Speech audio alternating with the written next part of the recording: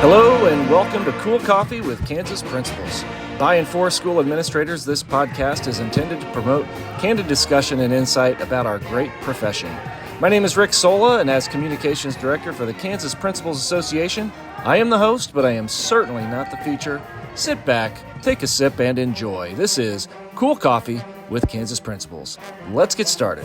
Hello and welcome to Cool Coffee. I am here today with Principal Heath Henderson from Skelly Elementary School in Dorado, Kansas, USD 490.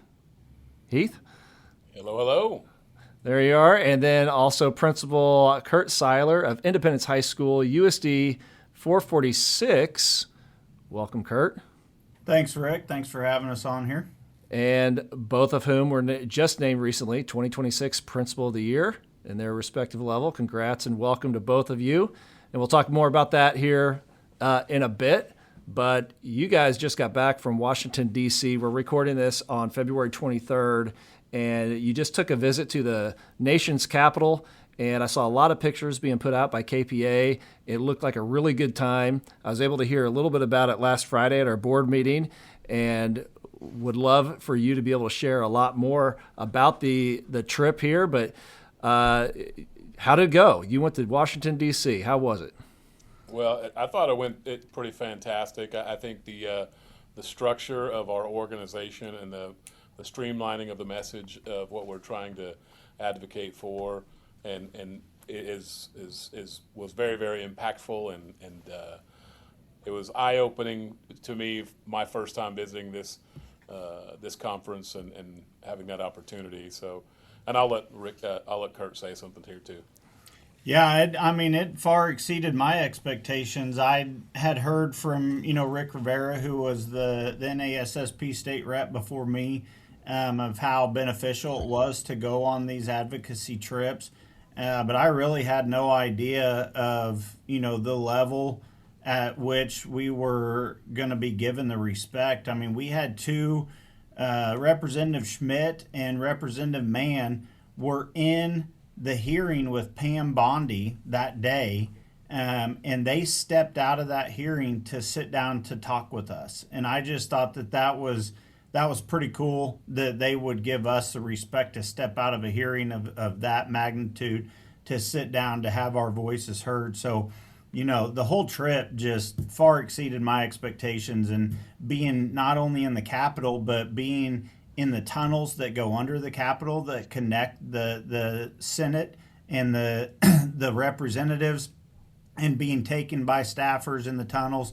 The whole thing was very humbling, and it was a great experience.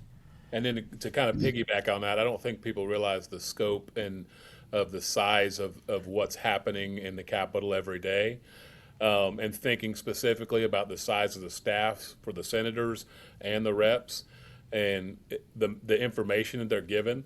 And so that ability to really get in front of them with a streamlined message of the importance of public education, and specifically a few things that bills that are coming up and topics that are hot button topics that are sometimes in the newspaper, sometimes on the news, and sometimes a lot of misinformation for people who are outside of education. So really being able to sit down and talk.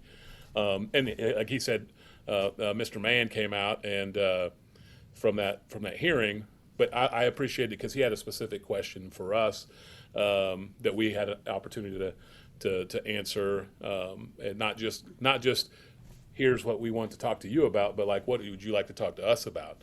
And he took that opportunity to do that. And so those are just things that I think are amazing opportunities. And obviously when you're surrounded by really, really good leaders from across the country, that a networking ability was also pretty impactful and amazing. What did you do, or how do you prepare for a trip like this? Are you given anything in advance, or you just go in there, or you're meeting with high level people, like you say, walking out of a meeting to meet you from Pam Bondi? They're taking some serious time with you. And actually, Kurt, the other day when you were sharing about this, you used the phrase "genuine time," and you just felt like the time you were getting was very genuine, which I made a note of. I thought that was a really a nice way to put it. But what did you do to prepare for this trip? Not a lot. I kind of felt a little unprepared going into it, but I think that was intentional on their part. They didn't want to coach us up on anything before the trip. Now, when we went on the trip, we arrived on a Sunday, and they had an opening speaker Sunday afternoon. And then Monday and Tuesday, we went through listening to a lot of speakers come and visit with us about different things that were of importance on the federal level. So we all know on the state level, we hear it all the time of all the things that are happening in education committees and everything else. The federal level is such a different level because they don't deal with a lot of the things that we're used to them dealing with.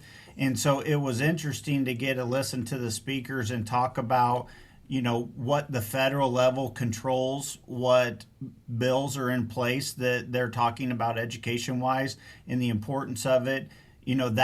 That was probably the most beneficial part of the trip, was those 2 days of getting to listen to these people who were in very important roles on the federal level and lobby for education on a daily basis. And so that's where most of our training and them talking about the educational agenda that we were wanting to talk with each rep. And so those 2 days were beneficial for us.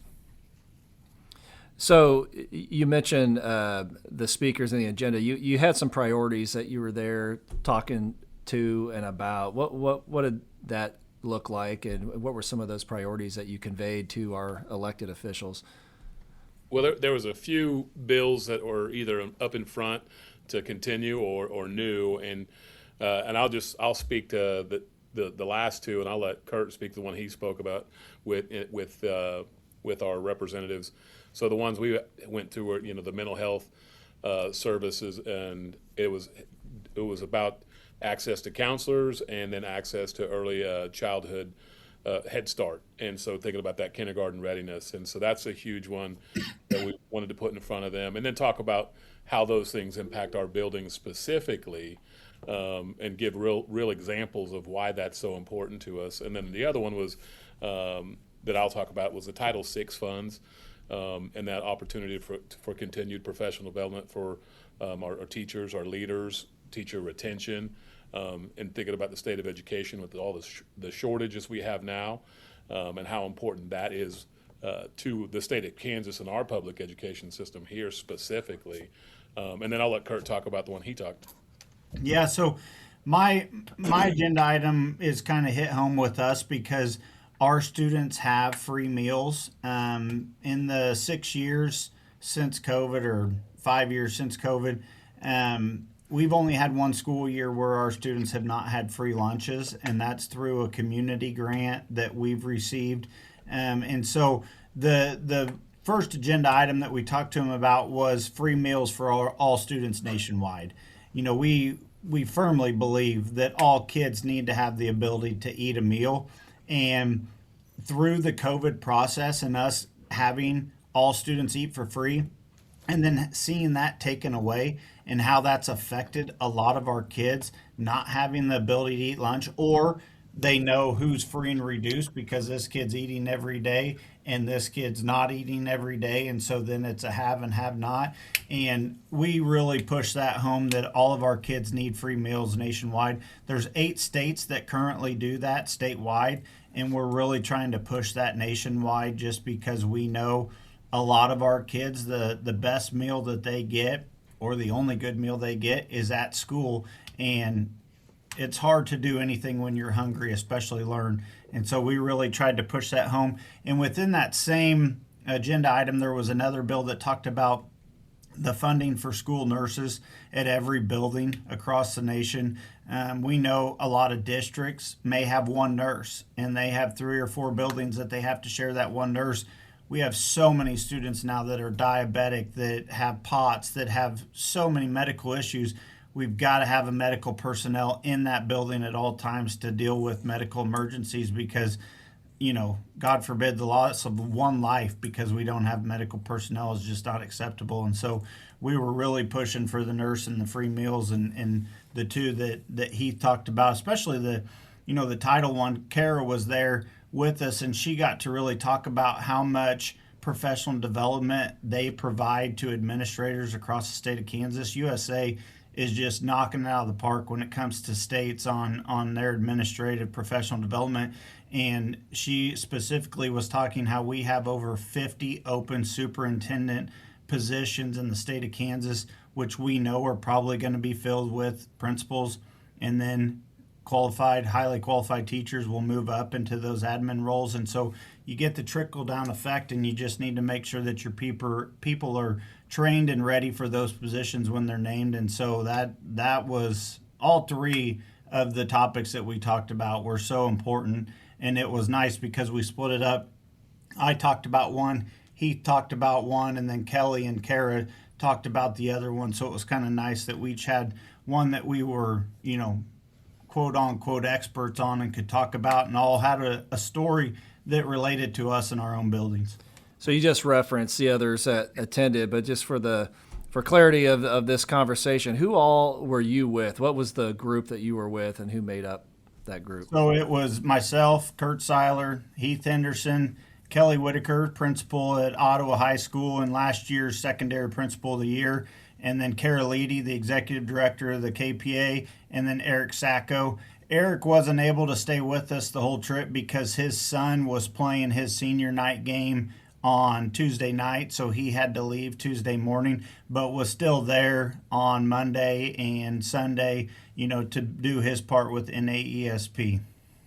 Awesome. So you mentioned talking with some of the elected officials or potentially representatives. So kind of go through that. I know you met with several. Were you talking with the elected official themselves, some of their representatives? Who did you meet with? So Kara told, because Kara's been several years, she said this is the most FaceTime that we've had in our organization's history with our actual reps. And so out of our 6 representatives and congressmen, that we actually met with 5 of them in person and got their personal time. The only one that we had to meet with their person was Senator Marshall, but everybody else we actually got to sit down face to face with, or stand and have a face to face with, an opportunity to have a little bit of face time. And one of the things that I thought was, we talked about the genuine time earlier. We walked away really feeling heard by a couple, specifically by a few of them. I felt, much more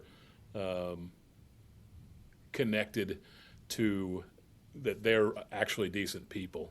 Sometimes we get so jaded by, again, go back to what we see and what we read and all those things, and then actually getting to sit down with people and have them talk to you and have real conversations with you about real things that are happening in areas that and they know, and common people we have, and that's it humanizes them. And I thought, Jerry Moran, they had to. His people kept trying to pull him away from us because he was giving us all the time and wanted to continue giving us more time. And so, just genuinely humbled by the generosity that they showed us. Because when you walk in there, then you start seeing how truly busy they are, and we're all in roles where we know how busy our lives can get, and making time for everybody is not always possible. But it was pretty awesome to get to sit face to face and really have those meaningful conversations. Yeah, I thought one of the cool pieces too was Sharice Davids. Kara had set up a lot of these meets, right? Well, for whatever reason, the emails that she had sent, I don't think the person was getting, or something was mixed. So she's like, let's just stop by and just see, we can hand them the agenda. We stopped by, she got done with the meeting, and she didn't have us on her schedule. And she sat down with us and she said, how much time do we have? And her staffer standing next to her said 9 minutes. And so it was just boom, boom, boom. We were hitting it off as fast as we could, but she gave us every minute that she had available. She sat down. It was genuine time. Same with Jerry Moran, as he said. But Tracy Mann and Derek Schmidt stepping out of their meeting to sit down with us gave us genuine time. They weren't trying to rush away. They were sitting there. They were listening to us. And then Ron Estes is another one. We didn't have a meeting on the books, and we just were sitting in his office waiting to talk with a staffer, and he got done with the meeting, and he gave us a few minutes of his time, took a picture, made a video with us. He didn't have to do that because he was rushing off to a committee meeting. So we all know in our position we're pulled in multiple, directions, and everybody wants a piece of our time. But those representatives and senators, it's amazing how many different directions they're being pulled, and they gave us their genuine time, and it was much appreciated. It's really awesome to hear, kind of to Heath's point, and I've talked with Rick Rivera on this before, and he said he conveyed the same message where we can easily get wrapped up in whether it's headlines or message boards or whatever, and then when you meet the person behind, whether it's a decision or a party or whatever, the personal element, and I think Kurt, you referenced that the other day, but to hear Heath bring that up of kind of regardless of party lines and just having that time, that genuine time to be able to sit down, you realize the person behind the position. And I think a lot of times that can get lost because there's just so much noise that you've got to sift through. So for both of you to be able to get through the noise and just be able to sit and be with another person and have a conversation. And it's really encouraging to hear just really like everybody you met with. And I think you got to all 6 of the Kansas legislature. Is that right? Or at least to be able to have that kind of time, whether it was 9 minutes or someone breaking out of a meeting to talk with you, that's really encouraging that they're taking time to hear you and the way you felt about it. Yeah, because I know not every state had the same experience that we did. And Derek Schmidt gave us a tour of the Capitol at 9:00 at night on that Wednesday night. Wednesday night, yeah. And just, it wasn't a rush through tour. He was telling us stories. He was, we got to sit on the House floor. We got to go down into the crypt, Washington's crypt. Like for him to take out his personal time and give us a tour, it was an hour and 45-minute long tour he gave us, where he just, it was amazing that he gave us that time. And not only that, but we got to go in the Capitol at night when no one else is there. It just, the history of that building, it's just awe. You're in awe. If you know anything about the United States history and you step foot in that building and let alone get to go to the spots that he took us and tell us the stories. We got to look up the stairs where the president walks down to get inaugurated. Like, just the volume of the place that we were at. I'm a history buff, and so being able to get that tour and be in our nation's capital, it just gives me chills thinking back to it. Well, and I'm going to piggyback on what Kurt just said about that with Representative Schmidt. Like, that was not something that we had scheduled or planned. He sat down and took time with us, and just we just sat and we talked for a little while, and then as we were getting ready to leave, he's like, "Do you guys have a tour? Or you guys haven't taken a tour?" And we had missed our day tour because we had a staffer from another state was going to do a tour for us, but we had missed it to meet with him, and we said no. And he exchanged numbers with Mr. Seiler here, and sure enough, texted us. He's like, "I got a late dinner, but if you guys are up for it, I can do it later." And sure enough, he met us up there at 9:00 at night, and then hour 45 minutes. Not rushed, taking our time, and it was pretty awesome to just, again, that genuine time. I'll also say that one other kind of fun connection piece is, Kurt is the principal at Independence. Well, Derek Schmidt graduated from Independence. Oh, wow. I went to the same 4th grade. I went to 4th grade at Washington Elementary in Independence, and that's where he went. So it was kind of it was how small of a world it really is in Washington, D.C., and you have 2 people who are meeting with one of these people who have legit personal connections in some way, shape, or form. That's really cool. That's really cool. And I'm hearing all this, and I'm a former social studies teacher, and I love history, and I love following it, and I'm so jealous right now hearing all this. Like, oh my gosh, you got to do what?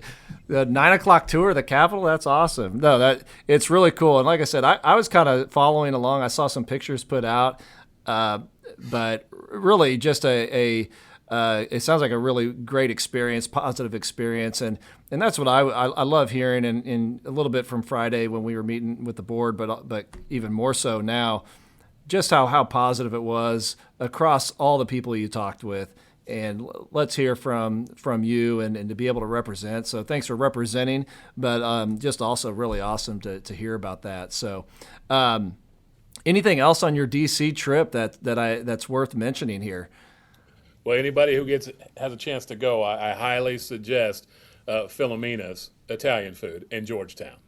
The best I've ever had in my life, and as good as the food was, the restaurant was even better. It was just such a neat experience.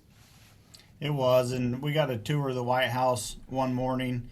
It wasn't a lengthy tour just because construction that's going on, but that was a bucket list item for me. And then we got to go to the Holocaust Museum one morning where we had a little bit extra time, and that was humbling. The Holocaust Museum, if you're in Washington D.C., you've got to see it, because there's no good word for it. It's just humbling. It's just an eye-opening experience. Well, there is a trip being planned here in several weeks, I guess, back to Washington, D.C. As part of Principal of the Year recognition and trip. And Heath, I know your trip is at a different time, but is it still Washington? Yes, it's still Washington. Mine's next fall. Okay. For that Principal of the Year gala. Actually, it's the National Distinguished Principal Gala, I guess is what it's called. I'm still learning about all of that. It's kind of weird and humbling to hear all of that. But also, you said something about us. So I just want to make sure your listeners also know that Rick Sola, our guy here, was also the middle school Principal of the Year for the state of Kansas. So he's being very humble and trying to shine on other people. But we all know that all the great things that you're doing for the state of Kansas, not just your school. Well, thank you. I'm going to tell you, I have never had such an injection of imposter syndrome as I had with this recognition. I was like, oh my gosh, it's very humbling. You said the word, extremely so, but an extreme honor. So I just wanted to bring that up as part of the experiences. All three of us have recently gotten into, and I'll just start with.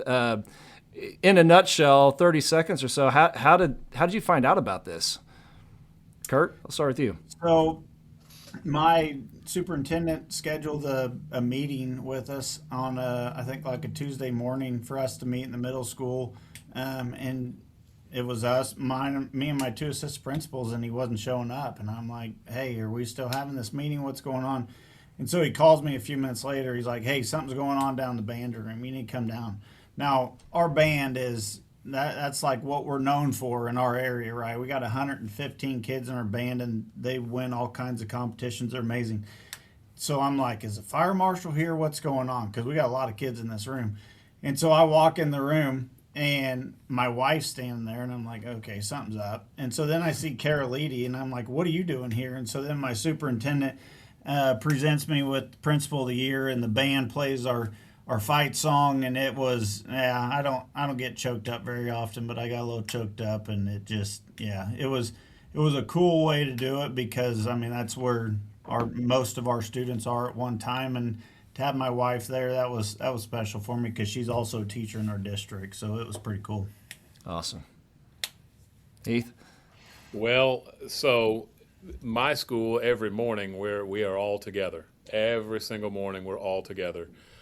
We do our Brain Smart Start, and then we do the pledge in the gym, and then we release the classes. And so our kids were getting set down, and I was getting ready to start the pledge, and then out the back door, here comes Caroliti, and then here comes my wife and my kids and other people.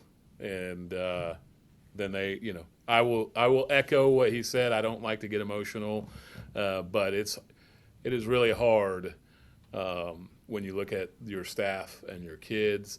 And we don't do this for that kind of stuff, but the pride that I actually had in them, because that only happens if they're doing good.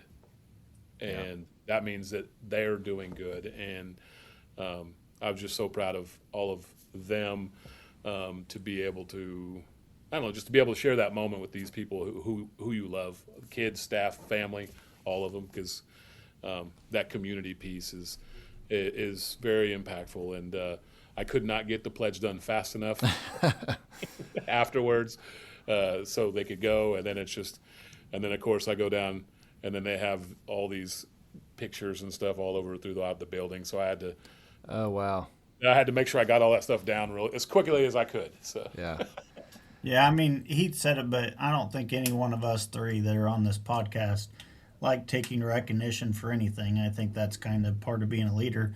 But the only positive about taking the recognition for this is we're a reflection of our building, and that means our building and our staff and our kids are highlighted in a positive manner because there's enough negativity going around about education. So to have all three of our buildings highlighted because of good, even if that means we have to be the person in the limelight, I don't like it, because I would like my staff and everybody else to be recognized. But I mean, if there's any good that comes from it, it's the fact that our staff and our students get to be recognized for their hard work.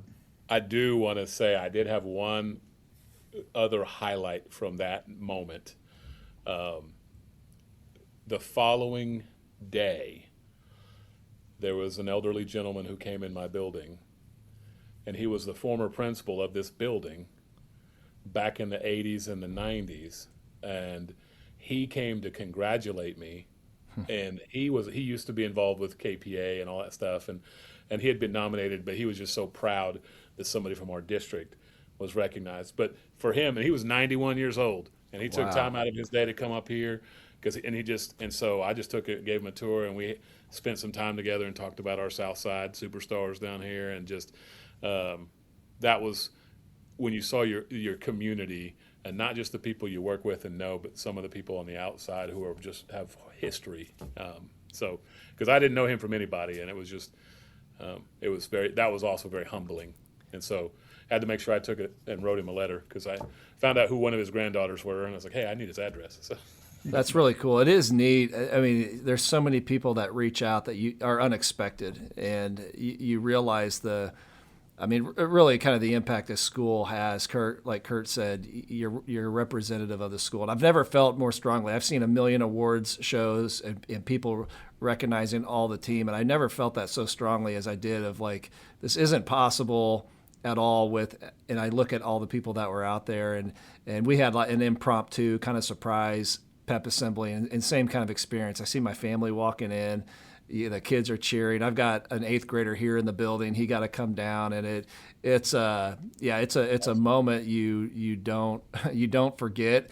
And Dr. Dane actually came over, because I think Kara was having her daughter was having a grandbaby at the time or something. So Dr. Dane came in, and the district team, and kind of at the same time, Heath, it's like, okay, let's all get back to class. It's uncomfortable. Let's go. And you don't know how to respond to those things. But truly it is an honor. So, and then you get the email of what you complete after the fact.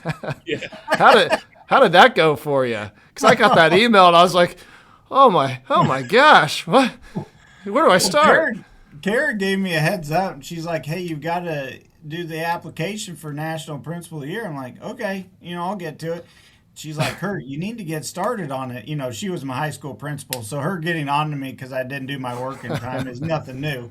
But I opened it up, and I'm like, oh, my goodness. And so I took a good 2 solid days. I mean, my door was open and people were coming in, but that's what I was working on, was just nonstop because of all the things that you have to compile. And somebody said, you get, Principal of the Year, what do you get now? I said, a lot more work.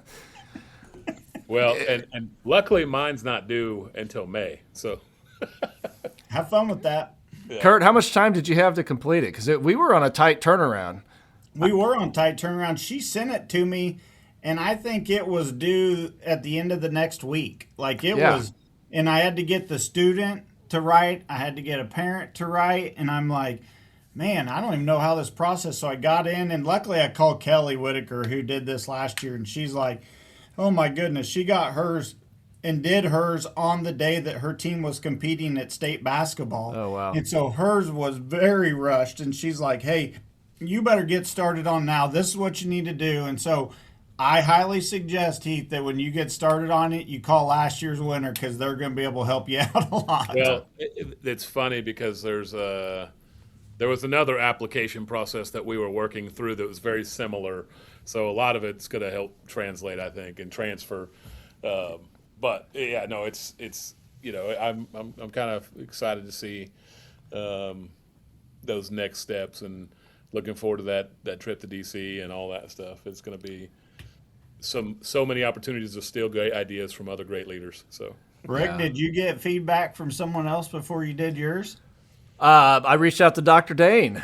Yeah. I had 8 days, I think, is when I got it, and it was due the following, it was eight days later. So I was working on it kind of like you did. You're kind of chipping away at it and, pulling together what you need, but then getting letters from people that need to write on your behalf, and which I just found very awkward. Like, hey, can you write a nice letter about me and just turn it over? And but no, it's a neat process, and you kind of dig into some things as part of it. So it was really neat. And I guess to close the loop of this, there is, for Kurt and I, secondary side of things, in April, a trip to DC for the I can't remember, it's the NELA National Educator Leadership Awards night, I believe. Mm-hmm. And then Heath, you said yours is in the fall. Yep. In October. For the NAESP. ESP. Yeah. So, and then some things in between, but had opportunities to jump on NASSP Principal of the Year Zooms and,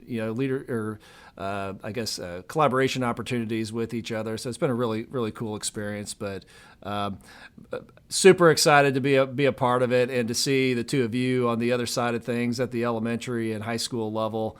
It's truly an honor. So, but anyway, I want to thank you both for being here today. I know, Kurt, you're headed to a site council. Heath, you're probably headed to something too, and concluding a Monday here, taking some time to share out, and just a really awesome trip. It sounded like you had in Washington. I'm excited for this to get out, and hope people will hear your perspective on just how it was you felt when you're meeting with our elected representatives.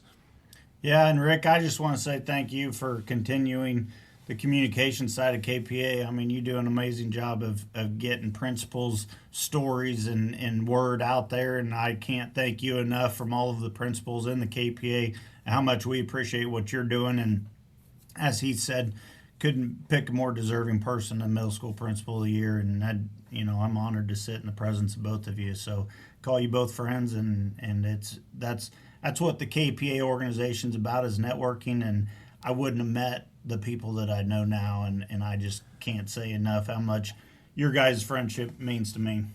Well, and I'll echo that same exact thing. And not only that, but like we wouldn't be sitting here if we didn't have opportunities to network with people like you guys. Like I wouldn't be sitting here if I wasn't around you guys. And there's little things that I've learned from both of you, and as well as some other people in KPA and USA. And it's an amazing fraternity to be a part of. But I also want to go back to the very first piece of that and just say thank you so much, Rick, for everything you do for our leaders, and the communication piece, because these things are things that will live forever, and reference points for young leaders and new ideas. And so that communication piece, and that's where our world is going, is actually, they need podcasts, they need video, they need audio. And so it's nice to write articles, all that stuff's great, but putting this platform together and taking that time and doing it in such a professional way is been amazing. So thank you again, Rick.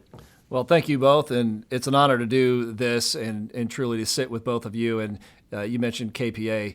I'm not meeting either of you if I'm not a part of the KPA and being a part of all that the KPA has to offer through conference as part of the USA Network in May, KPA conference in November, and those are events that I so look forward to because it's fun to connect with both of you in person and all the others. And there's just so much value to the network we have, and that's the strength in what it is we do is tying us all together. And so thanks for being a part of that, and once again for being a part of this podcast today and sharing out. So but I want to wish you all luck in the rest of the semester, and if not sooner, I know I'll see Kurt in April, but we'll all catch up here soon enough, I'm sure. Yep. Thanks, Rick. Thank you very much. Check the notes section for more information on this episode and to learn more about the KPA and its mission to develop and support all principals through optimized learning, collaborative leadership, networking, and service. Be sure to check back in for our next episode and spread the word about Cool Coffee with Kansas Principals. Catch you next time.